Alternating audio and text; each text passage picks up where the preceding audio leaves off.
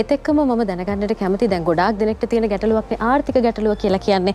සිසුන් වෙනුවෙන් විශේෂ වශයෙන් ලබා දෙන ආර්ථික සහන සහ ශිෂ්‍යත්ව වැඩපිළිවෙලක් තිබෙනවද? හැබැයි මේ අවුරුද්ද අපි විශේෂයෙන් හඳුන්වලා දෙනවා රජයේ සේවකයෝ රජයේ අංශයේ රාජ්‍ය අංශයේ නියුක්ත වෙලා ඉන්න අම්මා හරි තාත්තා හරි එහෙම ඉන්න ෆැමිලි එකක දරුවෙකුට හයර් නැෂනල් ඩිප්ලෝමා සයෙන් ඉහළ පාඨමාලාවන් වලට 50%ක විශේෂ අපි කිව්වොත් ශිෂ්‍යත්වයක් ඇත්තටම දෙන්න ඒගොල්ලන්ගේ වෙන මුකුත්ම අපි මූලික පසුබිමෙන් බලන්නේ නැහැ.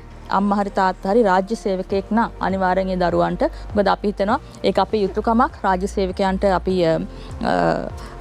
ගරු කරන්න ඕනේ. ඒ පවුල අයගේ අධ්‍යාපනය අපි තවදුරටත් පහසු කරන්න ඕනේ.